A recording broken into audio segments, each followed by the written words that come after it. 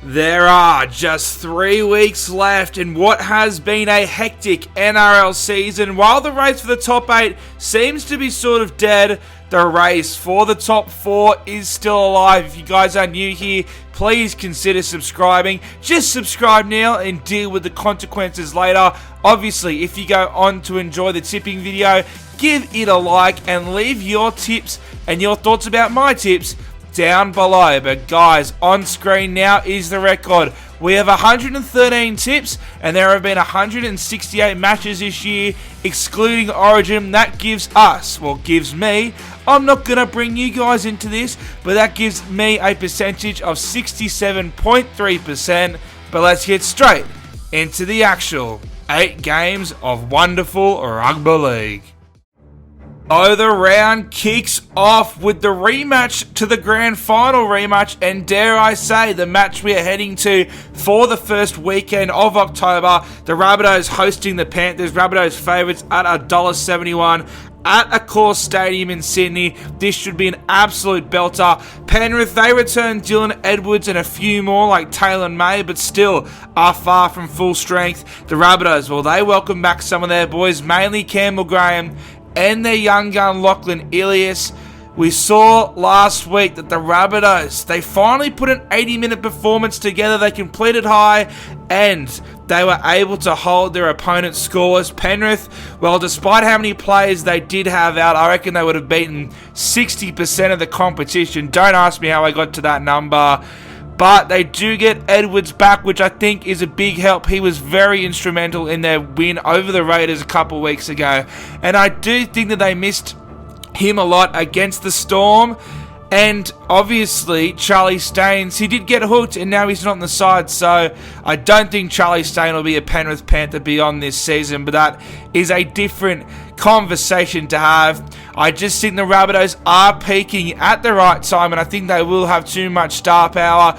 Pretty crazy to see Penrith losing back-to-back games, but they also are going to apparently lose Liam Martin, but he has been named. So still no Fish, still no Cleary, still no Luai. It's going to be an uphill battle for the Penrith Panthers, and I think the Rabbitohs, they'll be wanting some revenge, especially with the way Big Latrell has been playing.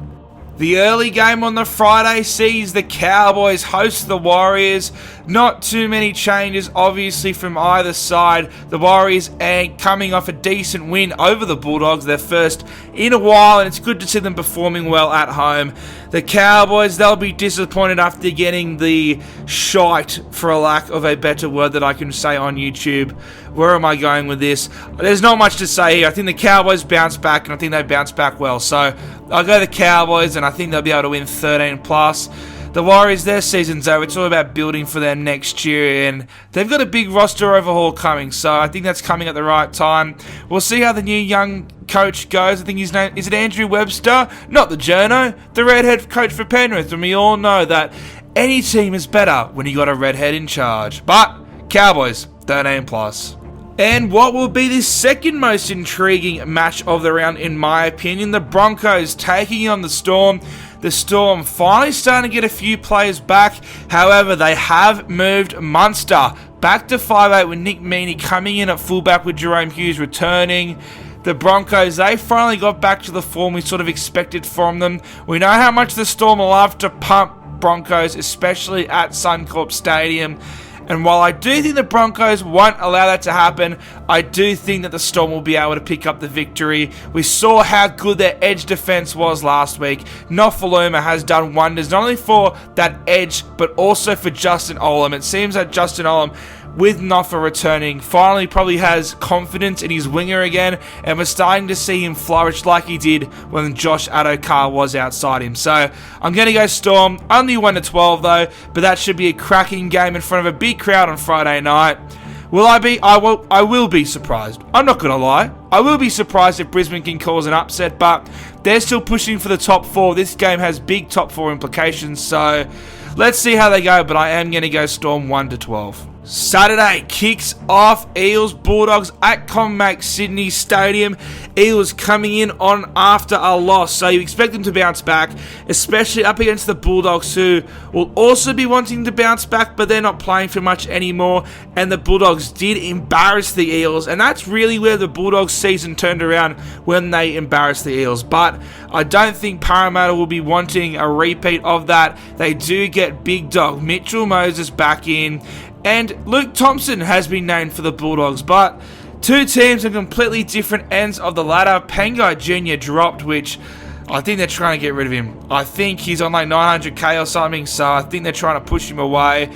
Dogs, Eels, there's not much to say about this. Will I be shocked if the Dogs win? No, because tipping the Eels is a death curse to anyone's tipping comp, but I do think the Eels will win, and I'm going to pick them 1-12, mainly because they lost last week, so I want to put in a good performance this week, but I don't see them blowing out the Bulldogs, because Bulldogs are a team below them on the ladder, and we all know, unless you're Manly, Eels don't pump teams. So Eels 1-12. The middle game on the Saturday sees the Manly Warringah Sea Eagles host the Cronulla Sharks, and this is another case of where there isn't too much to say. A Manly season, it died last Sunday where they got embarrassed by the last place Gold Coast Titans. The Sharks still in the hunt for top 4. Manly will probably be wanting to put in a great performance, considering it is their last home game of the season, and they have only lost twice there this year, against the Cowboys where they blew that lead, and the Pride Round jersey saga. But the Sharks, I said a couple of weeks ago that I think the closest contender to Penrith. I don't think that anymore. In fact, I'm a long way from that, but I still think they're in the hunt to finish second. They sit very close to the Cowboys at the moment, with for and against could only be the thing that could end up separating them come the end of the season. So we'll see how we go. The Sharks do welcome some of their big dogs back, like Andrew Fafita and Connor Tracy, so he'll probably come in for either Miller or Dykes, but they do miss Toby Rudolph. And Manly, without Jake Trbojevic, who, if there was anyone who was going to bring the team together after that Pride jersey saga, it would have been Jake. So for him to be out the rest of the season is very, very disappointing. And there's not much to say about Manly, so I'm going to tip him because they're my boys, but don't be shocked if Sharks put a score on at Brookie Oval. The final game on the Saturday, the Roosters taking on the Tigers. Roosters looking for 6 wins in a row.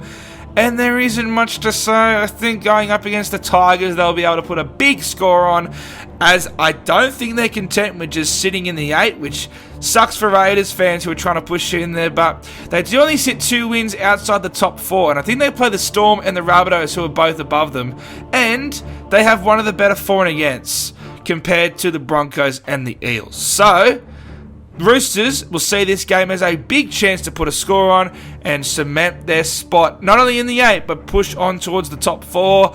For me, they are the biggest challenge outside of Penrith, biggest challenge to Penrith. Even if they don't finish in the top 4, I still think that they just have so many superstars who are probably the closest thing to replicate Penrith, or the closest thing with all those superstars that can knock off Penrith. Disrupt them, because they got Joey Manu and Teddy, but they're going to punt the Tigers, and that's a Paddy G guarantee. And then an absolute ball fest on Sunday. Apologies to the teams involved, but the Dragons taking on the Titans. Dragons season is over. They are playing for pride, and well, the Titans have been playing for pride since round 1. Titans coming off a big win, though. They might have a bit of confidence. I hope David Fafita can back up, but I am going to take the Dragons because they are at home, and let's be honest, they are the better side. They'll also be wanting to, on this softer run home, try and get some more wins and get some more Dally M points for Benny Hunt, because, look, if they can't make the finals, which they can't anymore, then I guess Ben Hunt winning the Dally M is the next best thing. So we'll go Dragons, and we'll pick the Dragons 1-12. Then we round off with the Knights, who have been in the headlines for all the wrong reasons. Can't even speak. Best and Tuala, they're out. But Clemmer, the big dog, makes his return. But unfortunately, so does Joseph Tarpanay. And the Raiders, well, they got away with it again last week. I don't want to say anything, because if there's a game where the Raiders could end their finals hopes, it probably is against the Knights, despite how poor the Knights have been and the fact they've had a bit of a disrupted week. We're not going to get into that, but I do see the Raiders picking up a win, and I do see them winning big, because unfortunately, even though you say, oh, the Knights, they're at home, they'll put up a fight, they haven't done that this year. So, I'm going to pick Raiders, and I'm going to pick them 13 plus. So, to round out these tips, we're going Rabbitohs 1-12. Cowboys, we'll go Cowboys 13 plus, because they're in that little cheeky fight for second place. Storm 1-12, Eels 1-12, Manly, but Sharks 13 plus, don't be surprised. Roosters 13 plus, Dragons 1-12, and Raiders 13 plus. Guys, like I said, if you enjoy, smash the hell out of that like button. Subscribe if you are new here, and if you are still here, thank you so much for watching. You deserve any cuddle you get in the next fortnight. Or week, I don't know why I decided to say fortnight. Obviously, leave your tips down below, and if you disagree with my tips, then give me shit in that comment section, but I'll come back next week when I go 8 for 8, and I will bury you. But guys, thanks for watching, and I'll see yous in the next one.